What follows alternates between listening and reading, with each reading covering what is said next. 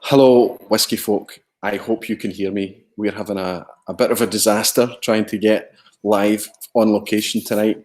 It's been really, really tricky. I'll fill you in on the details in a second. I just need to make sure that I'm live, and I need to make sure that you can hear me. So, 1, 2, 3, 4. Not live yet. 5, 6. It's 7. not on that stream. It'll be a brand new stream. Oh. It's a brand new stream. So yes, we're struggling. We cannot get the audio to work. We don't know why. Apologies.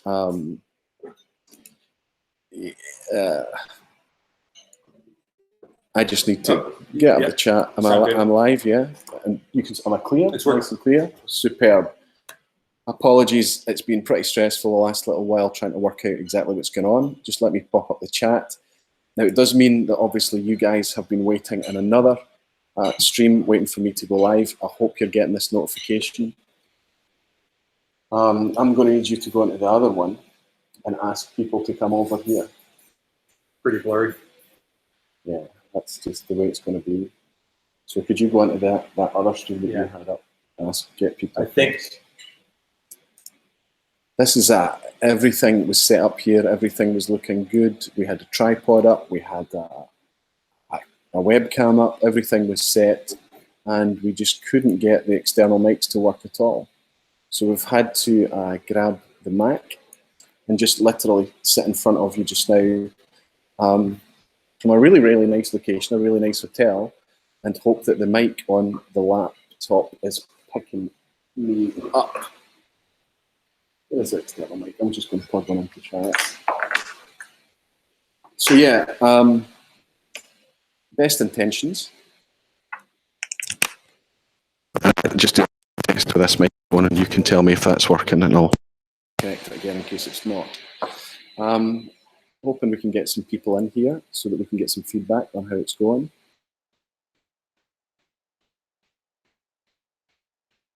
And this mic makes working. It's working. All right. That's crazy. So there's a split again. Yeah. And it was better with it, no doubt, yeah.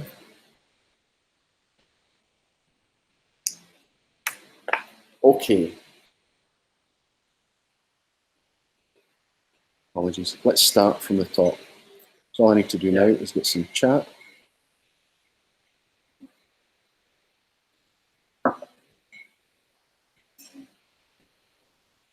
Just need to find it now.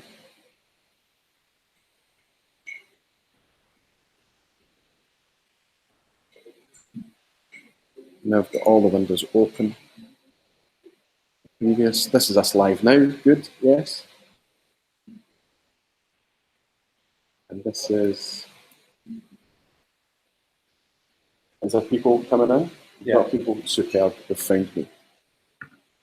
Oh, what a relief. And hopefully you can hear me now as well. Thanks for joining. What we did, this is our last night on Islay, and what I thought 44. We could do. Yeah, what I thought we could do is get together and just kind of share our experience with you. I'm here with my friend Bill, who's over from California, and the last 3 days have been absolutely fantastic. I brought all the kit I thought I would need. I brought everything bar lights. I brought external mics and everything. And for some reason, the external mics won't work with mobile devices. For some reason, we just can't get it to work. It's a bit of a pain. And the only thing that's left for me to do just now is to try and get the pop-up chat so I can see what you guys are saying. So if I refresh this and go here, and I've started a new. I need to go to my channel. That's what I need to do. I can see who's in, who's putting up with this disaster, who's suffering. I mean, this was always going to be tricky doing it remotely with that pretty weak internet connection. We're just using the hotel Wi-Fi, hoping that it's working. Just need to mute this out quickly. And I can see you all here. Fantastic. Thanks for indulging me. Thanks for being patient. and thanks for joining. So yeah, we are coming to you live from Islay, an absolutely fantastic location here, Islay House. It's a pretty new hotel. Well, it's been here for a long, long time, but it's recently been taken over and refurbished. We lucked out, didn't we, big guy? A fantastic spot, absolutely fantastic.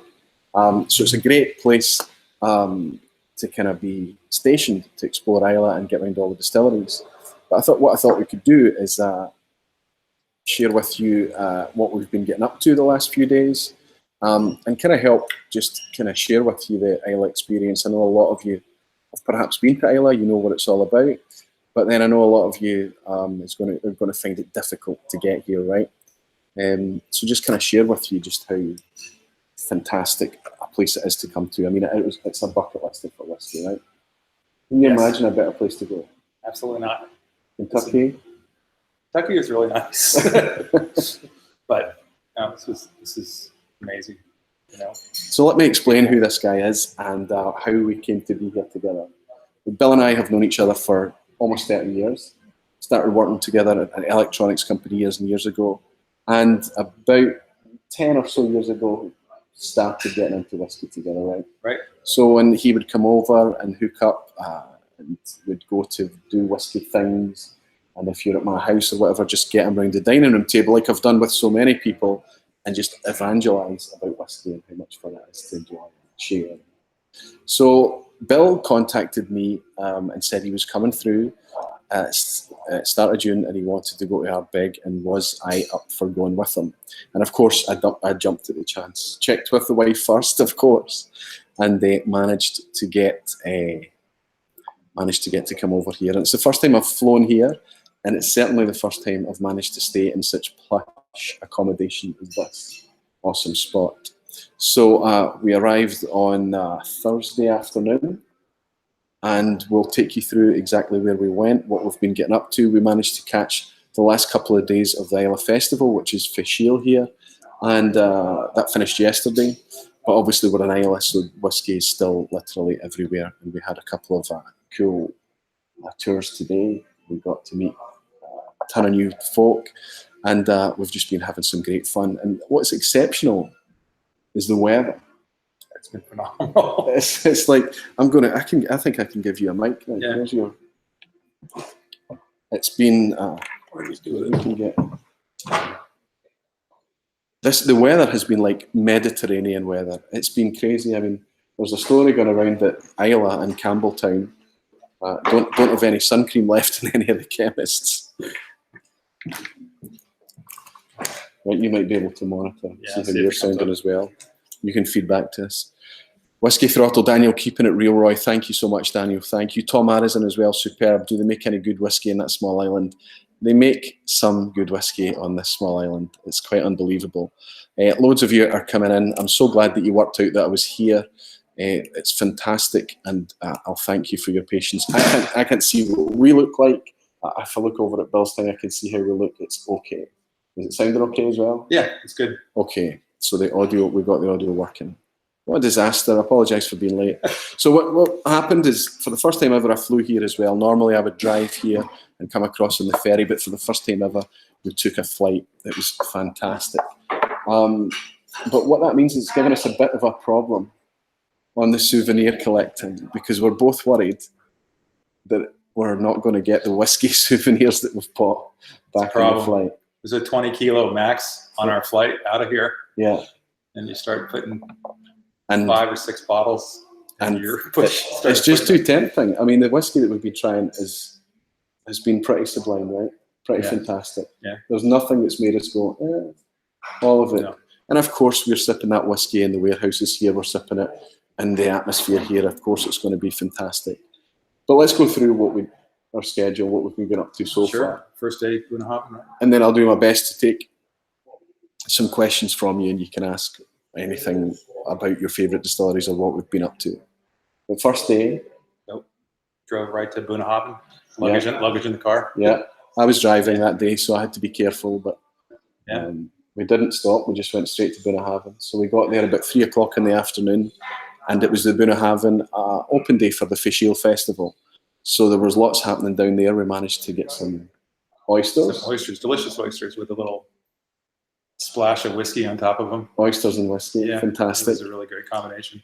And something I'll serve back in California. And how long would you reckon the queue was for the shop? Oh, at that time, I think we probably waited about 30 minutes, I guess, you'd say. It wasn't too bad at all. 20 maybe.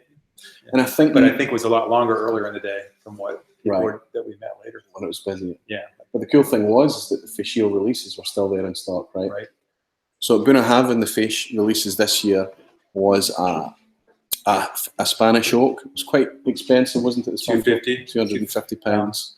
But they also had a very good value Moin Oloroso. Do you remember the age on it? It was 2007. I can't remember the age. I have it. We bought it. We both bought it, and that was much more reasonable at £95. And we got to try that as well, and it was pretty fantastic. And we hung out at Bunnahabhain for a while. We met a few folk that we've been bumping into ever since, and that's part of the magic of being here, because everybody's kind of moving around the same venues at the same pace at the same time. You get to meet people and you get to connect and chat with people.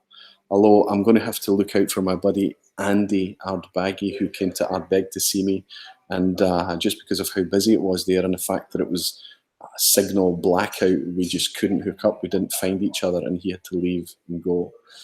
Also, we managed to hook up with Max, whiskey bloke Max, who drove from the south of England overnight with his 2 dogs.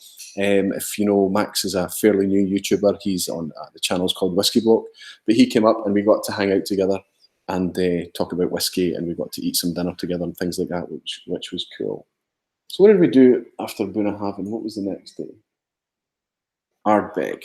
So that night actually we came here and explored the whiskey bar here at the hotel, which is pretty phenomenal, right? Yeah. And spent a few on some drams here. I mean, it's very easy to spend money here, right? And the whiskey bar here has they've got a really good selection. I mean, they're very new.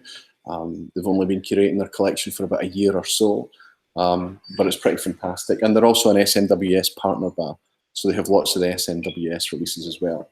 We get the midges in here as well. Yeah. Can you see it? So we're getting plagued by midges because it's just that time of year. Yeah, we just need to deal with them, I guess. Whiskey Scout Robert is asking, sir, you're live. You live a charmed whiskey life. Robert, I have to be honest with you. I feel that way these last few days. It really does feel like that. But I have to thank my buddy here, because he said to me, he said, look, if you take the time off, I'll cover the accommodation costs. So he's picked up the hotel this time, which is awesome. It's nice to have good friends, right? Somebody's asking about a good duty-free dram. And at Port Charlotte today, was it the 2010.1 or something like that? Yeah, cognac cask. The cognac cask that's available. It's only airport. Duty-free or distillery, right? So who's asking? Who was asking that? Somebody. Let's see. Dwayne is saying Loganair only charges £10 for excess baggage. I have been over both times leaving Islay. Dwayne, that's fantastic information, because we're panicking a little bit here, right? So Dwayne was over here just 2 months ago, and I got to meet up with Dwayne, and that's great information, because we've been wondering how on earth we're going to get this stuff home, because the Loganair aircraft are really quite small, and I guess that weight can be quite critical, right? Connor is saying Bunnahabhain's Fèis bottles are always very expensive. The 20 CL bottles, they are good value though. Connor, you've always got the intelligence, haven't you? The 20 CL bottles, here's one right here. This is a Bunnahabhain Pedro Jimenez. What we're drinking. Yeah. Is this what you've poured? Yeah. And it's we opened this and we shared this last night with a few folk. We're more than halfway through this little bottle. This was just a little kind of travel companion for us. What would you say about this? The biggest thing about this is probably the finish, right? Slanch everyone, cheers. I can relax a wee bit now that I've at least managed to cobble something together to speak to you. So who's in? We have tonight. Oh yeah? Somebody's just bought us a dram. That's fantastic. Thank you so much. Wow. Whiskey product. Daniel, you're a superstar, buddy. Thank you so much. Has he said anything? He said, buy me the dram. Thanks, Whiskey product. I'll take it. Buy the dram for Bill. I'll make a promise to you. Bill will get the dram. No problem. Thanks so much. So we've got a bunch of you in. Daniel's obviously in. Thank you for that, Daniel. You're a gentleman. Whiskey Jason's in. Fantastic. Whiskey Bloke is in. So that, Max, you are somewhere on the M74, M6. You're somewhere, and you've been able to stop and tune in remotely. That's really cool, and it was a pleasure to meet you and spend some time with you while you were up here the last few days. And I'm sure you know you've started to explore Whiskey Bloke. Max's channel, he's on YouTube as Whiskey Bloke, with his two very cool dogs, Pugsy and Rex. Yes. Yeah. Welsh Toro's in. Good to see you, Welsh. Whiskey Scout Robert. I actually brought your Tabasco chocolate here with me, Robert, and it's in my bag. So maybe later after the stream, I'll let Bill experience the pleasure of a PT whiskey with that Tabasco chocolate. It's fantastic. Soraki S is in. It's been a while since I've seen you, my friend. It's great to welcome you back. Santa Cruz, we were hanging out with people from Santa Cruz last night in this very whiskey bar here. They work in a bar in Santa Cruz called Sanderlines. So, and we were actually talking about you. I mentioned you a couple of times. I've made the assumption that you live in Santa Cruz, of course. Richie's in, Richie's E. If you ever need me, just interrupt. Yeah. So Multi-Haggis Muncher. Multi-Haggis Muncher, yeah, is asking about Bunnahabhain being in such poor shape. Apparently he thinks it should be white. We were speaking to someone last night that was offended by the condition of Bunnahabhain, right? Yeah. And yeah, I mean, it was, when I was here in 2015, it was starting to look a little grubby. Certainly now, it's looking really tired and grubby. But Bunnahabhain, Multi-Haggis Muncher, Bunnahabhain have announced significant investment programme under Distillery's ownership. So apparently, in the next coming years, we're going to see huge changes at Bunnahabhain, and the whole visitor experience is going to be overhauled as well. I admit that it is looking a bit tired. It could do with a lick of paint, it could do with some tidying up, but I still love being there. I mean, what a spot for whiskey, right? Yeah. Every distillery here is at the end of the earth, yeah. But Bunnahabhain in particular, right, because it was, we had to park in a field way outside Bunnahabhain. So it's on the main road there was a field, and then you have to take this single track road, this winding road, for miles across the cliffs and everything, down into the hollow where Bunnahabhain is.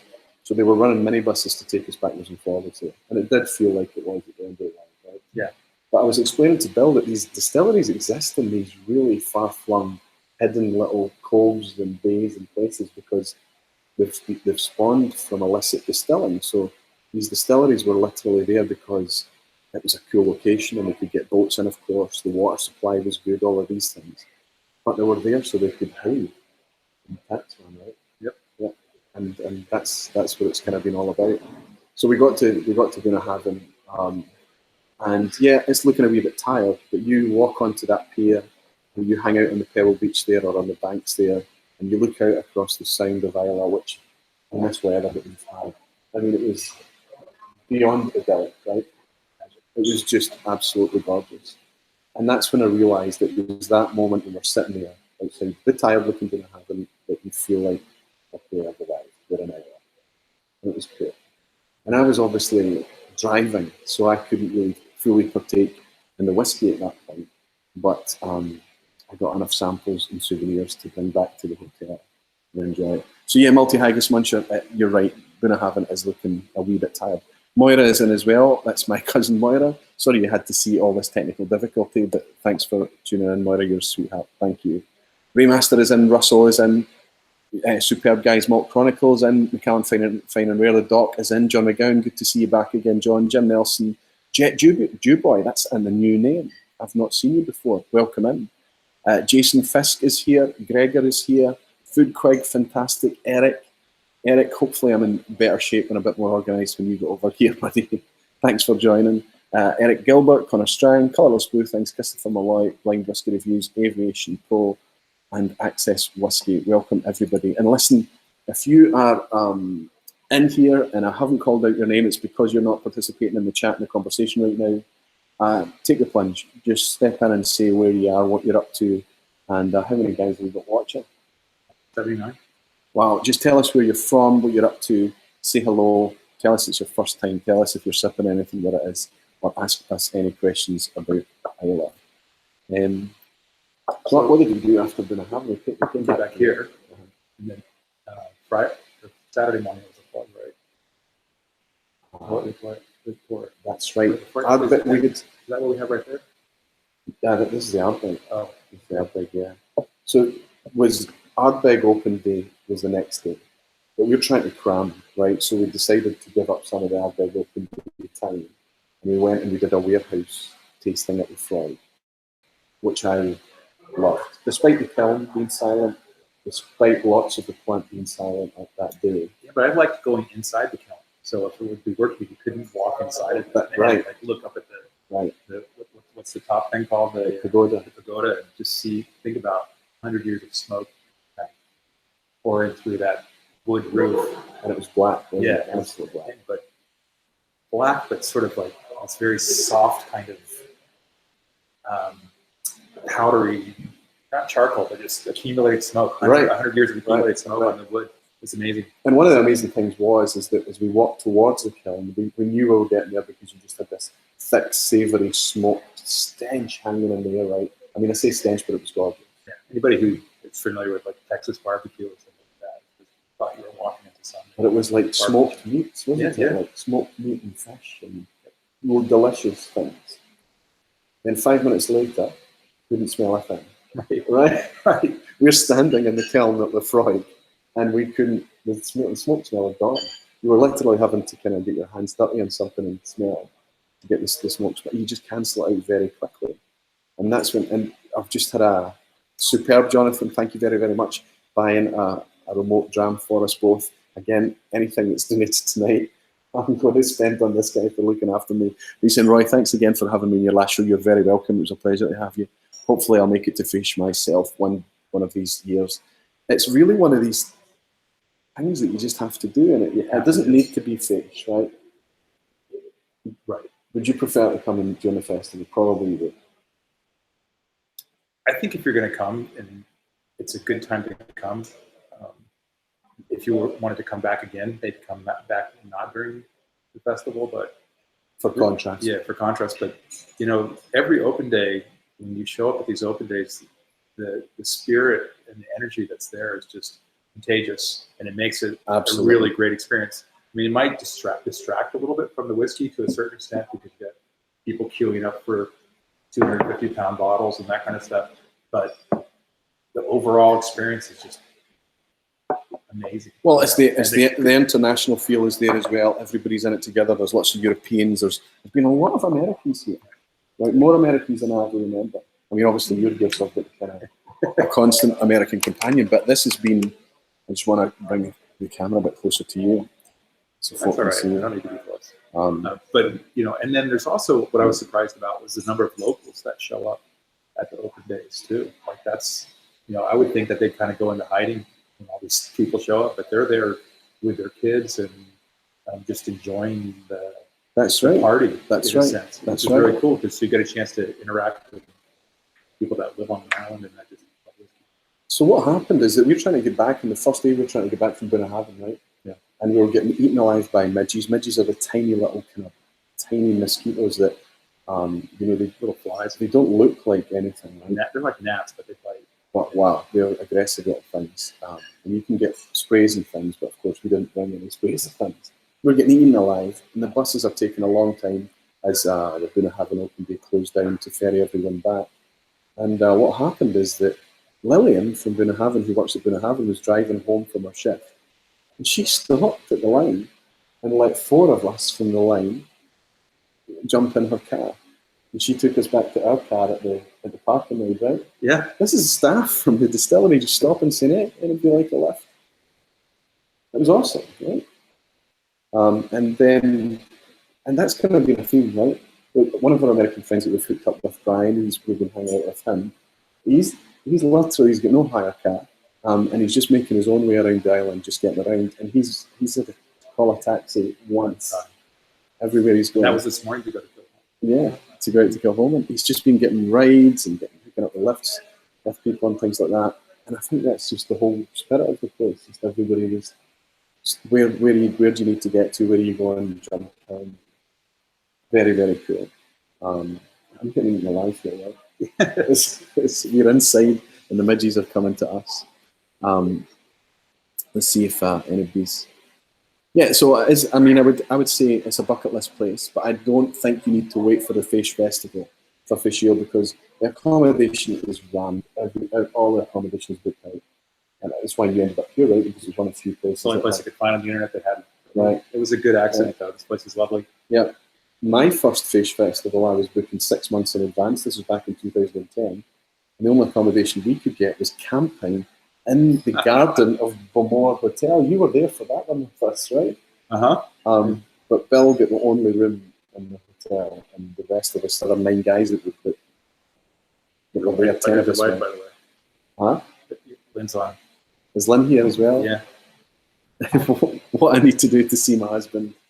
Sorry, sweetheart, how are you? I'm missing you, honestly. We had to stay, we had to camp in a garden. And of course, the next time I came in 2015 was awesome because we were in the more cottages, but that was self-catering, you had to make your own breakfast. But here, this is the way to do it. Right? Yeah. I mean, if you got a good deal on this, you didn't pay a lot for this, right? Well, by like Los Angeles standards, I think by Islay standards, it's probably one of the more expensive. I'm not even going to ask how much. The deal is I take care of some other things. What did I do? I did the tours. You did pay for the tour. Yeah, but don't forget your wife's on the phone. It doesn't matter. She doesn't. They're on the line. Yeah. Paid for the tours, and so somebody said, and somebody said that they prefer coming not during the festival, and I would say the next time I come back, I would like to come back not during the festival. Mm-hmm. And I'd like to spend some more time here. Maybe do some things besides the whiskey, because it's just a beautiful island. There's fishing. If you want to hunt, you can hunt. There's golf. There's just cycling. It's just and I think the idyllic weather that we've had the last few days really shows up how gorgeous the island is. We were in the sea today, walking in the sea, and how clear the water is. I mean, it's freezing. It's the Atlantic, right? But it was gorgeous. And I would have to agree with Bill is that having been here outside of Fèis, it is a more intimate experience. So you tend to find that the tours, they can take a little bit more time with you. Everything's a bit more laid back. There's less pressure on accommodation. Public transport is probably more freely available. Taxis will be cheaper, I guess. So there is a real argument for considering coming to Islay outside of the Fèis. I would definitely agree with that. So what's your rate? What do you think of the PX fan? I think it's great. I'm disappointed I didn't get a bottle. Well, we didn't. We only bought this little one for sharing, right? We didn't. But it's very sweet, isn't it? It's very sweet. Pedro Jimenez, but I mean, I don't know if there's any. I'm going to pour a little drop. Just looking, we didn't show them the colour because if you see a PX finished whiskey, you know the colour you're expecting to see, that kind of dark, reddish colour. Not in this. I mean, this is very, very pale straw in colour. But of course, PX, Pedro Jimenez, is actually a white grape. So I guess the colour is usually from European oak that PX might actually be in. And in this case, we're not very sure whether it was European oak or American oak. But it's very, very pale, so chances are it's going to be refilled regardless. But it's really, this is a dessert whiskey, right? Yeah. Since you took some more, I'm going to take some more. I'm sorry. Well, I'll tell you what, I just did it to show you some colour. Let's switch it up and try another gram. I'll split that one with you. It's 54.8. Yeah. And I think this is quite a good way of doing it, these little bottles, right? This 14-year-old. Or for the festival. Yeah. 14 years old. So what's everyone saying? My Bourbon Journey's in. Fantastic to see you. Welcome in, Scott. Good to see you. Blind Whiskey Reviews. Hey, John, how are you? Jonas Whiskey Vin is in. Nick Place, good to see you, Nick. George Kaplan, fantastic. Raymaster. I guess that this is much later than I would normally go out, so it's cool, I suppose, that so many. What even day is this? Is this Sunday? Is it Sunday, right? Sadly. Yeah, which means we're going home tomorrow. Yes, sadly. That is quite sad. I mean, I'm excited to go home and see the family, of course. But yeah, I could do with staying a bit longer and doing a bit more. We've had to squeeze things in. Right? Yeah, the place has been okay. Yeah, I don't think we've been rushing, except for when we were late for bargaining. Yeah, we were late. Yeah. Driving like a madman. The only distillery that we've not seen this time, and there might be 10 yet, is Cleela. Depending on what time we get finished at Lagavulin tomorrow, we might get to Cleela. Yeah, Russell is saying, yeah, Islay outside of the festival week is relaxed and laid back, easy going. Well, I have to say, there's been lots of people about, but this has been utterly relaxed and utterly easy going, right? Yeah. I mean, it's despite how busy it's been and lots of people being around. Outside of the open days, actually, it doesn't feel busy. Right. I mean, when we were at Lefroy for our tour, there was really nobody there. Everybody was down the road at Ardbeg. Everybody was along the road at Ardbeg, that's right. So, yeah, we had lots of space. We were hanging out in Lefroy at the Bay there, weren't we? And, we shot some video and we just got to. And we went to stop at Lagavulin for a second. That's right. Their bottling. We went in, we picked up. There was hardly anybody there. They were giving away free grams. That was nice. Yeah, Lagavulin were handing out free grams. It was their open day. We got to hang out. And that was very laid back. There wasn't a lot going on there. There were people coming and going, but it wasn't rammed. And then obviously you turn up at Ardbeg and everybody's there. And everybody was dressed in kind of 60s style clothes and things like that. And obviously in line with their Grooves release. And I didn't buy anything at Ardbeg. I didn't spend any money. I did. I bought that single cask. So Ardbeg released for Fèis this year 13-year-old, I think it was 13 years old. Yeah. 13-year-old single cask, an official Ardbeg single cask. Now it was expensive for a 13-year-old whiskey. It was really quite salty in price, right? But £250. And there was enough of it because I guess the price was high. But because it was Oloroso, I guess from a big butt, they were able to get it was 500 some bottles. 500 bottles out the It sold out while we were there. Yeah, it did sell out, but you managed to get one. Yeah, they limited it to one bottle per person too. Right, absolutely. So it's gone, and I guess that it's going to be worth a bit more than that almost immediately. Yeah, I didn't partake in that because I think it would become an anxiety purchase for me.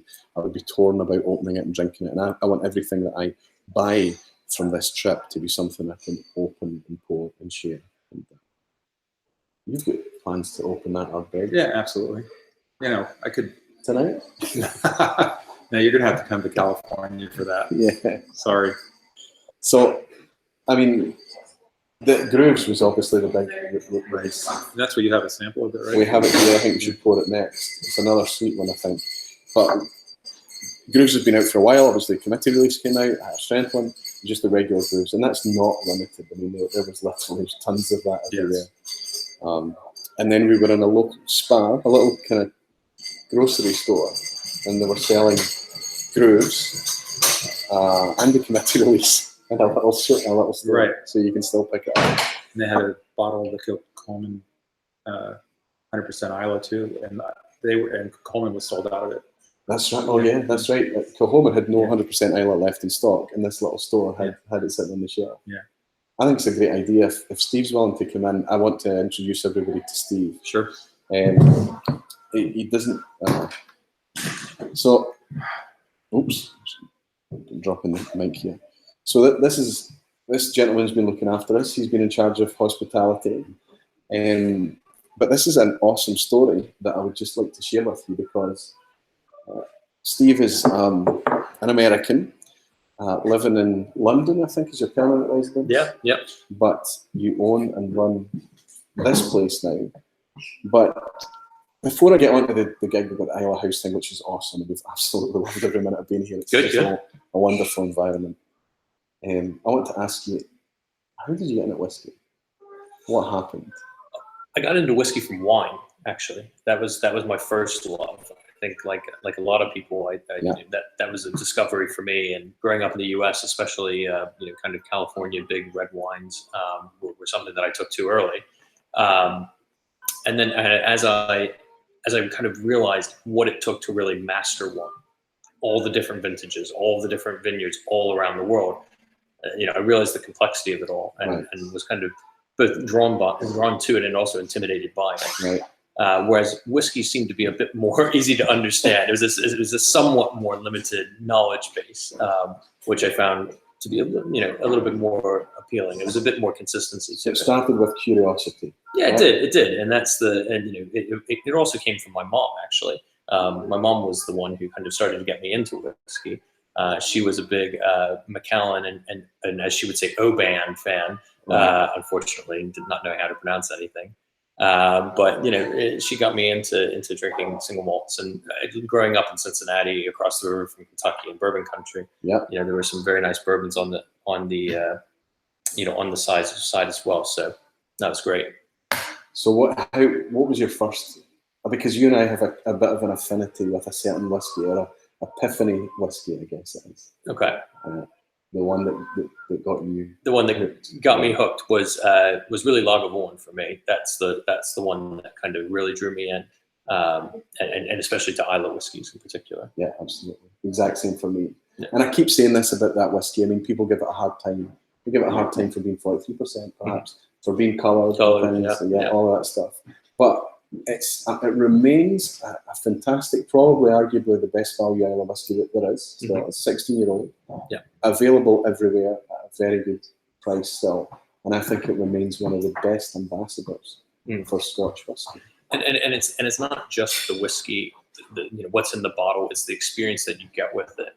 Everything about Lagavulin to me, and I'm not, don't work for Diageo or anything like that, but everything from the packaging to visiting the distillery, it all just feels like a distillery should feel. It's the setting with the castle on the bay with the little babbling brook, and you just couldn't make this stuff up. And the other thing is, I've just had some of it with some great friends, and that's part of any great whiskey. Absolutely, as we always say, it's not whiskey until it's shared, right? Indeed. And so you've got this epiphany moment. Lagavulin draws you in, and you start to get it. You start to understand what whiskey and what Scotch whiskey is all about. And then you come to Islay. What's your first visit to Islay? Yeah, so that was so I had been over in St. Andrews doing a year study, and I thought, I'm just going to end up in St. Andrews and do this year, and that's going to be that. But my buddies I had other ideas because I had this car going, and they said, why don't we go see all of Scotland? And I said, absolutely, but we better do it logically. How about distillery to distillery to distillery? So we drove around Scotland, saw 57 distilleries that year, but we saved our favorites for last because we had gotten hooked onto Islay, become Lagavulin, Lafroig, obviously kind of the big hitters, but then we kind of got into the others as well. And we picked this weekend in between the end of coursework and the beginning of exams to go to Islay, and it just happened to be the Whiskey Festival 10 years ago. And we said, it's fate. Even though we couldn't find any hotel rooms, we couldn't get on the ferry, none of that. We said, we're not letting anything stop us. Camping, right? Yeah. So we went down to Argos, bought a tent, bought a bunch of sleeping bags, packed it all up, missed the ferry. Thanks to CalMac, we got on the next ferry. Yeah. And that gave us a chance to go down to Springbank, which was great. So that was another distillery tip, which is another fine whiskey. Yeah. And we came over and went to a pub. They said they were closed, but they could do fish and chips for us. Perfect. And ended up, fiddle out and live music. I ended up pitching the tent down by the sea on the beach, woken up by sheep in the middle of the night. It was the only word I could really use for the whole thing, and a lot of Islay is just magic. And I was there with my friends, and that was a big part of it too. Sharing those experiences, not just the whiskey, but the experiences with your friends. Is really something very so interesting you say that, because Bill and I have spent the last few days kind of in between enjoying ourselves trying to shoot a video. Whether this comes off or not, we don't know, but we're going to give it our best shot. And the video is about the concept that people come here for the whiskey, they come here for the distilleries, they come here for fish ale perhaps. But what they leave with is a much deeper connection to this environment, to this island, to what this is all about. They seem to understand it, they get it. When you mentioned that word there, that magical feeling. And when you leave, sure, you've had your whiskey fix, you've visited the distilleries, you enjoyed fish ale, but I've always felt there's an impact from this island, and I think it's significant. Yeah. And a lot of it is the scenery and things. I think a lot of that's a big part of it. The nature that's here is incredible. I was out on a fishing boat today, and you could just, it was referred to as the fish, having assisted suicide on the line. It was just absolutely a bounty, you know, and everything around you was just perfect and beautiful. And that's part of it. But I think the biggest part about Islay that people who come and visit are the people. The people who are here are just the most amazing individuals, just humble, nice, ordinary people. And in many ways, that kind of pinged with my experience of growing up in the Midwest in Cincinnati. It's also a kind of place where people were known to just be very friendly, very open. Hospitality, humility, that kind of thing. Yeah. And that's what I touched upon, how people were struggling to move around the island. And it's locals that were picking people up. And it's people that were working at distilleries driving home after the shift that were picking people up, waiting online and things. Exactly. It was a very, very cool thing to see. And then you get chatting to these people and they're all really laid back and none of it is particularly amazing to them. It's just part of their daily life. Yeah. I mean, we had, I've got this guy, Andrew, who's, he's our plumber. He drove the taxi last night. He sometimes dives for some scallops. He's going to come clay pigeon shooting tomorrow, doing some lessons. I mean, this kind of ability for these people to be a little bit of everything to everyone. It's just amazing. And they've got, it's just, I think that's the thing that really kind of drew me to the island. I mean, the Islay wave, which anyone who ever visits the island will see. The Islay wave. And the thing is that you're here, you're hooked in, but you're more than just hooked in. You're physically and financially and from an ambition perspective, you're heavily invested in this island. Yep. And in no insignificant way. No. Tell us, how the hell did that come about? Yeah, so, I kind of, at the end of this first trip to Islay, I found, my friends and I would just say, why don't we try to find a wee cottage down by the sea someday that we can all come back to with our families. A wee cottage, just a wee cottage.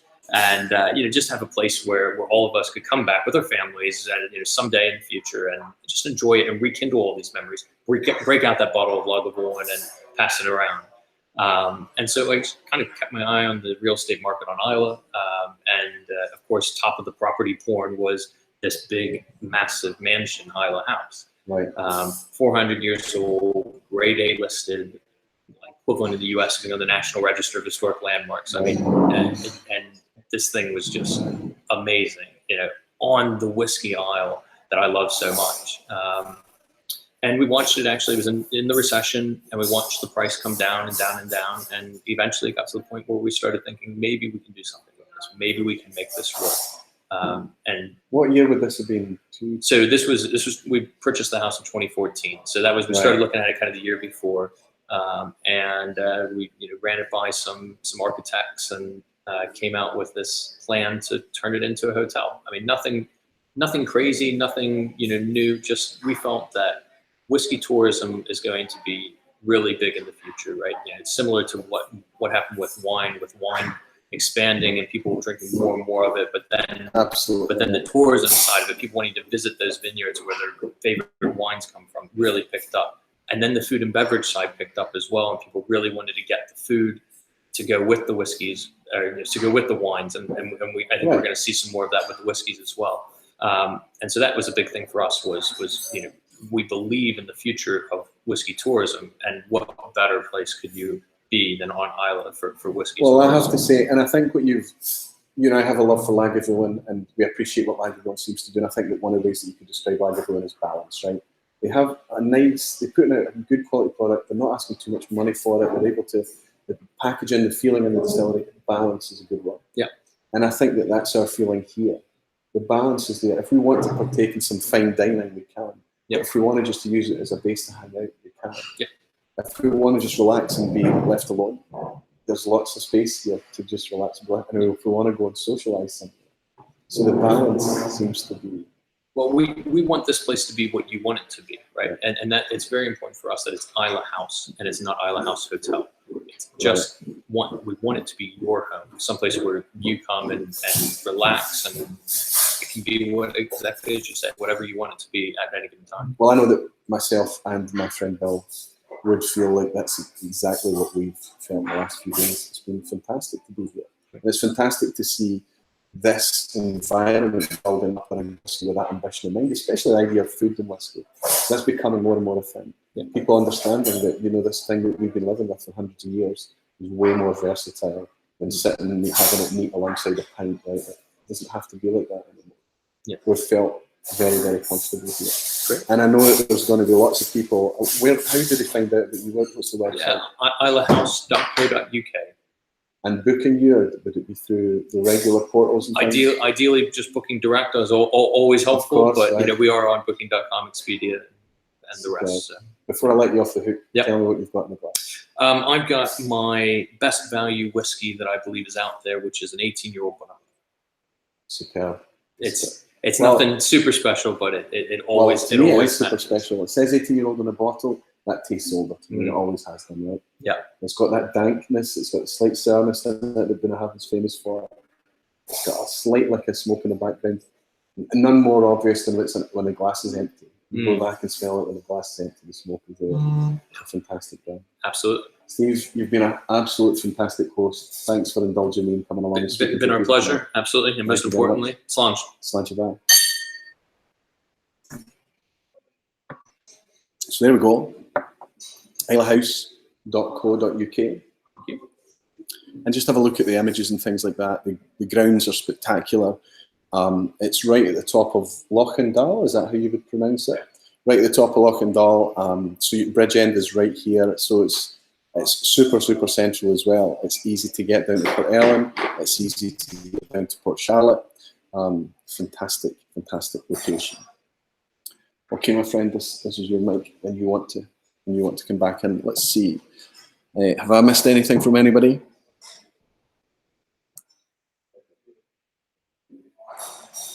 Let's see if I can get the chat back up. All right, I'm coming over. Superb. So, William Brooks. Somebody's speaking to you. Yeah.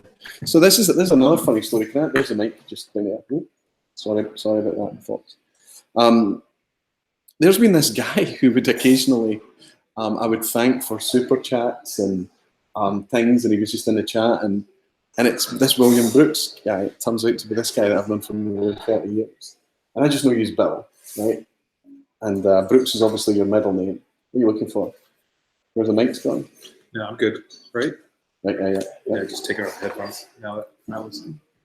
And it turns out you're the mysterious William Brooks. Yeah, that's pretty awesome. Just so stalking you. There's that. We've worked out that the average we get together probably every 5 or so years, right?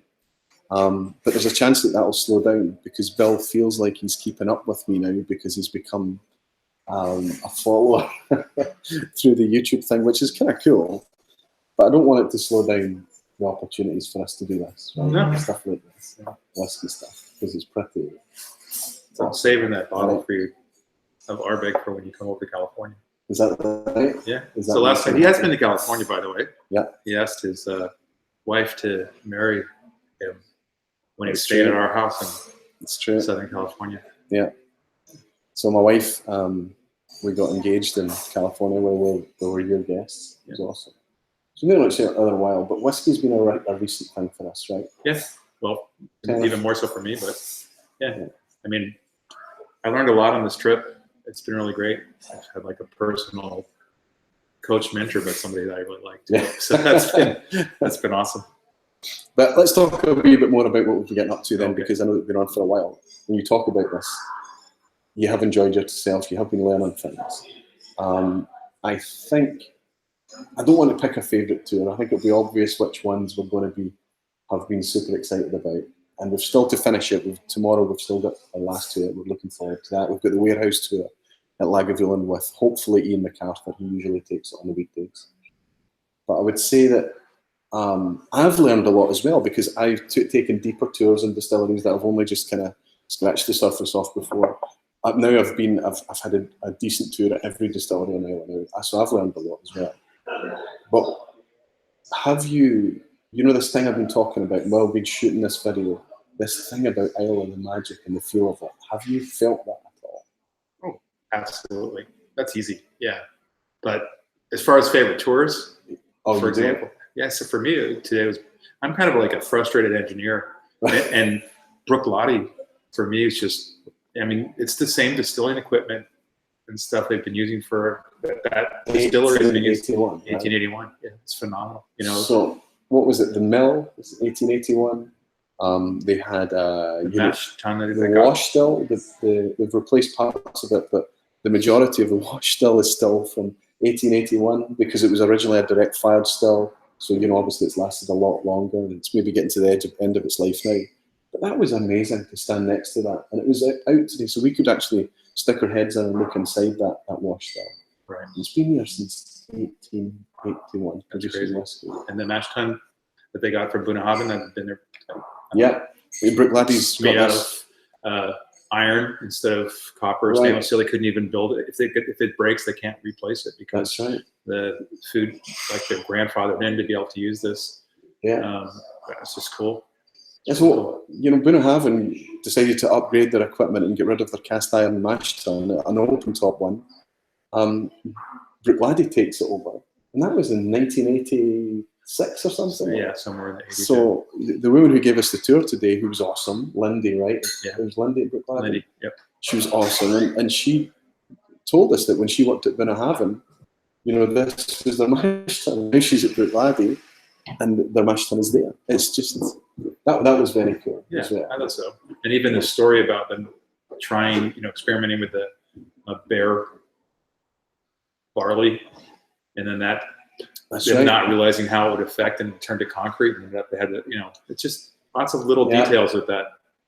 So if you look inside the mash tun, they've obviously got the arm and the gears, and they've got tines, the rakes, and some of them are cast iron, right. But they've got these kind of bright, shiny steel ones. And as Bill said, the beer barley that they started to experiment with, the guys just went through the usual process with this, and they went away to have their lunch or something, thinking they could come back and turn it on. Right, like they do with all the other. A half hour later or something. Yeah, it wasn't very long, I don't think.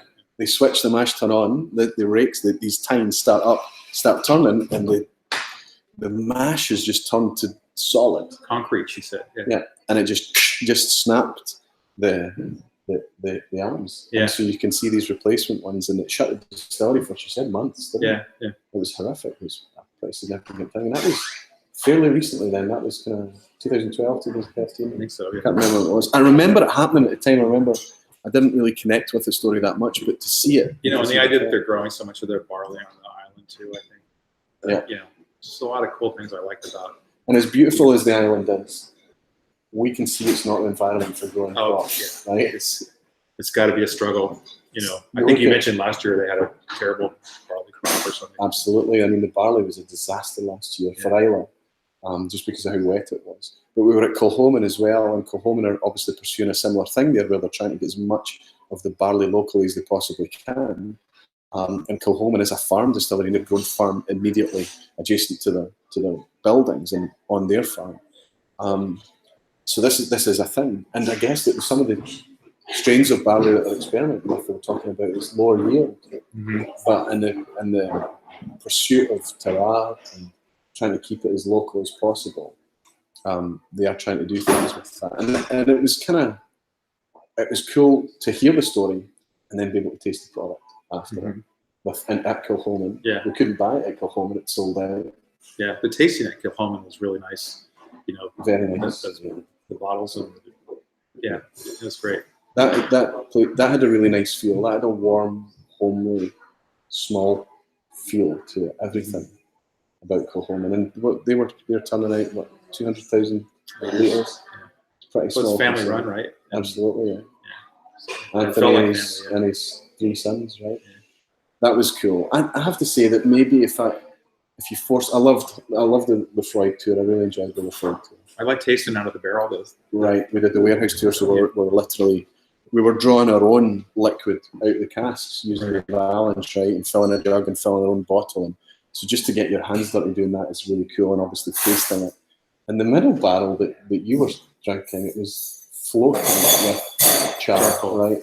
It's full of charcoal, right? Yeah. So it's kind of cool to do things like that. Yeah. But today was my favourite day. It was probably because it was the first time to do deep tours at Kilchoman and Brookladi. I enjoyed today. Maybe because I wasn't driving today. So Bill took the wheel. They're very strict, obviously, about drinking and driving. as they well should be. Yeah, in Scotland, it's zero tolerance now. I mean, it's really, but the distilleries looked after us, right? But the really nice thing is you get all these, if you're the driver, you get these driver drams, they call them, and they're significantly probably double pour compared to what you get in the tastings. Yeah, and most of the time, yeah, you're getting more to take away. Yeah. So they're really trying to take steps to support the idea that there's a designated driver, right? Which is a cool thing. Right, and it doesn't mean you can't like lean over and borrow Roy's glass and just take a little nose of it or something like that while you're there, so you don't feel like you're sitting there with it. Or you're just twiddling your thumbs, doing nothing. That's right. Keeping the car warm. Yeah, but I did the driving when we arrived at Bunnahabhain, and I did it at Little Froig in Ardbeg. I was the driver, right? Yeah. But that was very cool as well, because at Ardbeg, even the free drams that they were giving out and things like that for people, so they're just constantly going around and pouring the grooves for everyone. If you asked for a sample, they were giving you, I mean, that's what we're sipping now, the samples that they were giving you to take away for the folk that were drivers. Mm-hmm. I mean, it's cool that they're taking the steps to do that. Absolutely. So probably there's lots of people wanting to know what we bought, right? So let's see. Dwayne is asking, Ian MacArthur is great. Yeah, absolutely. Hope you have him on the warehouse tasting. I've done it before, and I don't want to talk too much about it because I'm hoping that he's going to be there, and I'm hoping Bill gets to experience that, which to my mind is a bucket list or two. Kevin Bryant, hi Kevin, how are you? It's saying, did you try the Bunnahabhain 2002 Spanish Oak Fèis Shield? We didn't try it, did we? We didn't taste it. No, because it was 20 pounds of dram. So we dropped down to the Moine Olorosa, yeah, which was good, and then we ended up buying bottles of it because of that. What would have happened, right? We'd have paid £20 for the dram, we'd have split the dram £10 each, right? Right. We'd have decided that it was sublime, and we'd have bought it £250. So we decided, no, okay, let's be sensible, because it gets to the point where you're saying, oh, it's only £95. It's like, you're right, because it's, that seems like the bargain. Yeah. The Moine Olorosa was 95 versus the Spanish Oak's 250. So to answer your question, Kevin, we could have, and we chose not to, because we knew that, it was an expensive one, and we just arrived, a bit nervous about how much money we were going to spend. That went out the window in a hurry. Yeah. And now you start thinking, I'm never going to find this back in this, in California or in the States, and if I do, it's going to cost twice as much. And if I really want to drink it and taste it, now's the time to buy it. So it's the same for me. At least you can go back to California and go into your local, what is it, I don't know, what's your local KNL? KNL's the big one in Southern California. You can get a lot of things from, but like Total Wine is a discount place. And you can buy Lefroy cask strength off the shelf. Yeah.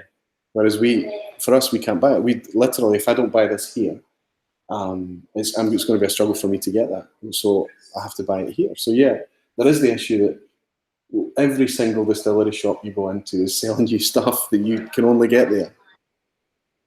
And they're happy to let you try it. It's a disaster because it's delicious. Have you tried anything that's even average? I don't want to be cruel about grooves because it's still... I thought that would, just drinking it right now. Right? No, I didn't. I put it over here. Did the peat? That's the first thing, the peat. It came out so much, because we were drinking the Bunnahabhain, right? Yeah, it's been so obvious. So we haven't been picking up a lot of peat this week because of the scenario we talked about with Froig, where you start to cancel it out and you just all peat, it's all peat. But obviously what we did there is we sipped that Bunnahabhain for a little while, and then going back to the peated whiskey, you pick it up again, you just had a moment there, right? It's good stuff. Yeah, super. So listen, let's. I don't want to keep you too late tonight. I can see it's already 20 past 11. I just wanted to tune in. I just wanted to reach out and connect with everybody.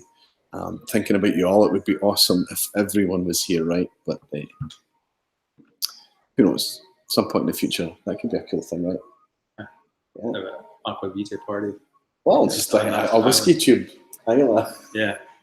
Can you imagine? That'd be awesome. Yeah. That would be awesome. And Lynn Partners would be welcome as well. So we just need to get you into whiskey. And Bill's trying to get Christine and his wife into whiskey as well, right? And when she sees the photos of this place, and I took some food photos tonight too. The restaurant here is really nice. She's going to be, well, when are you bringing me? When are you going to start drinking whiskey? But we've been eating on the hop most of the time, just taking snacks and things. The Ardbeg smoked trout was Awesome. Amazing.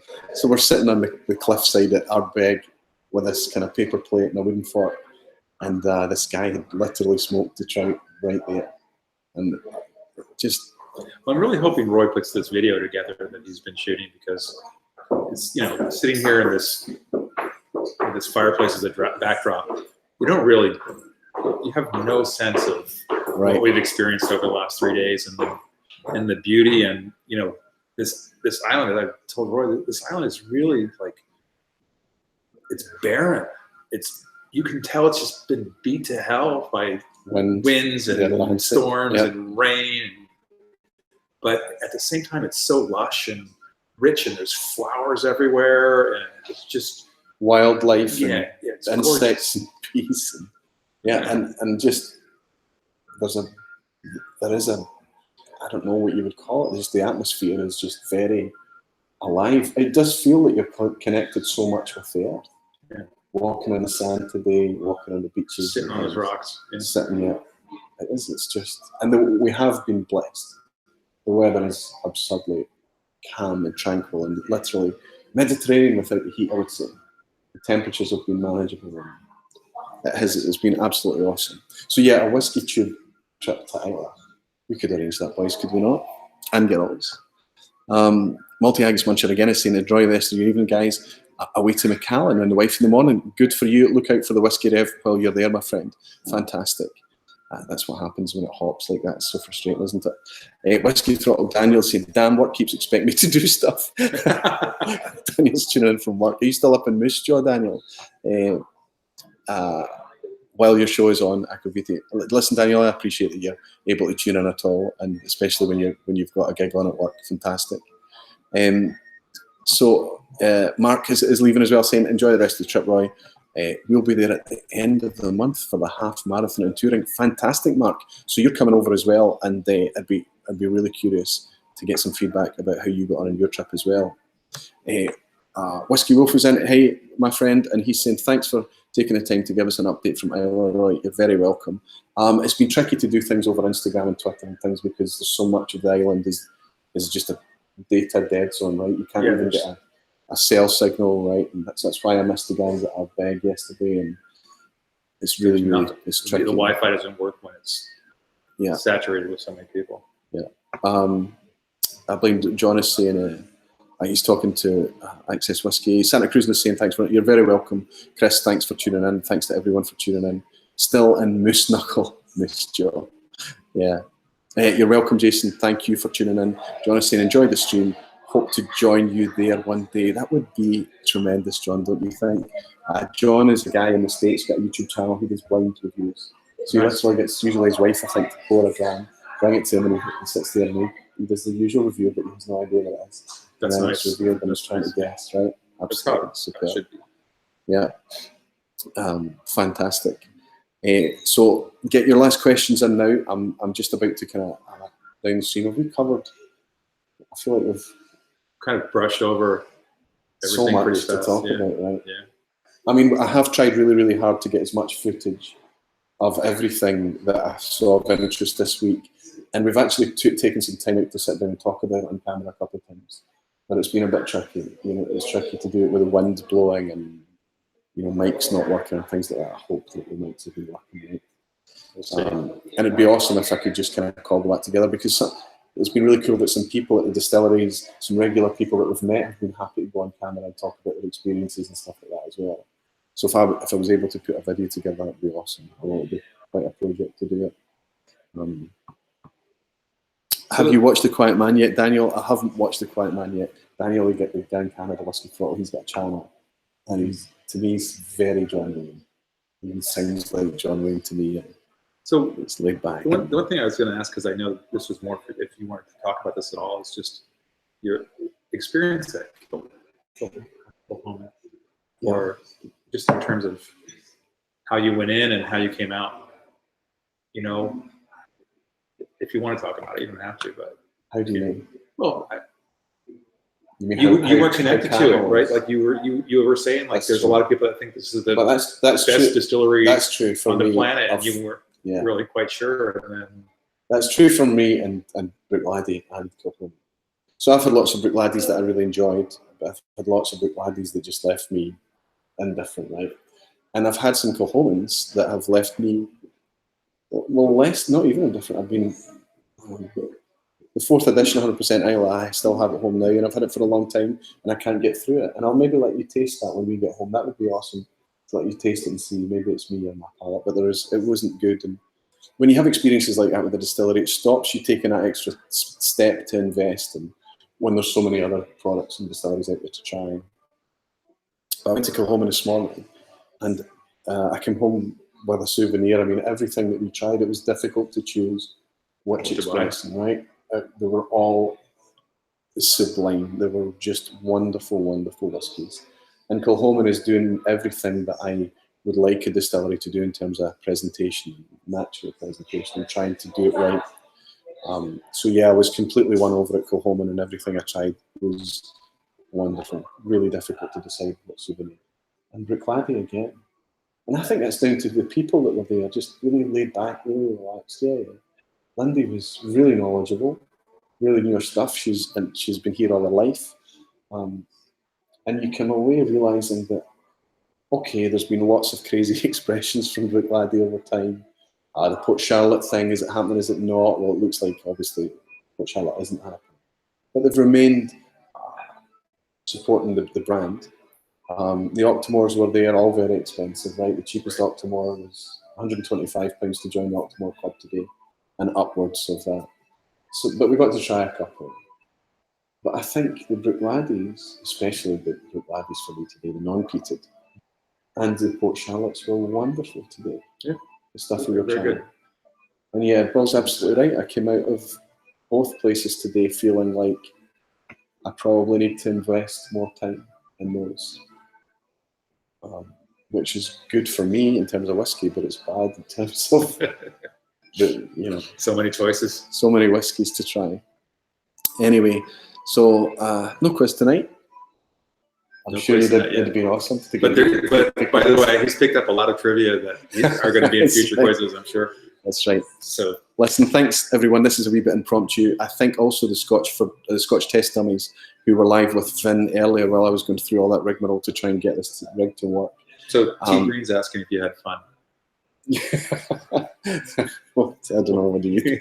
I continue to have fun. It's not over yet. There's still another night. There's still a tour tomorrow. We're taking a flight home in the afternoon. It's been great fun. It's been wonderful, yeah. And we've been hanging out with lots of folk. We had dinner tonight with people that were strangers to us 2 days ago, right? Yeah.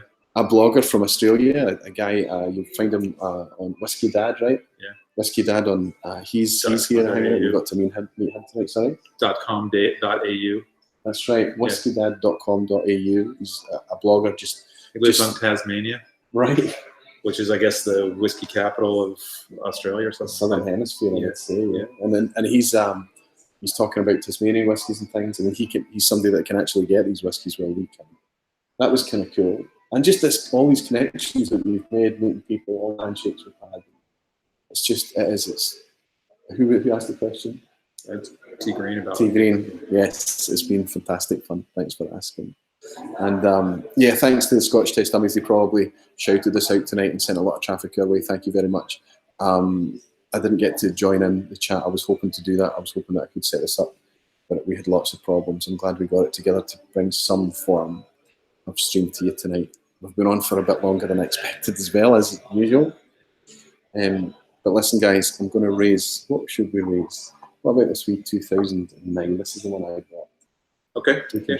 Right. This is a 2009 vintage Kilhoman. So this is an aged Kilhoman. It's an 8-year. I'm going to give the lion's share of this to you since you're the driver today. And this is the one I bought. This is one that I connected with most. Bourbon only, 46%.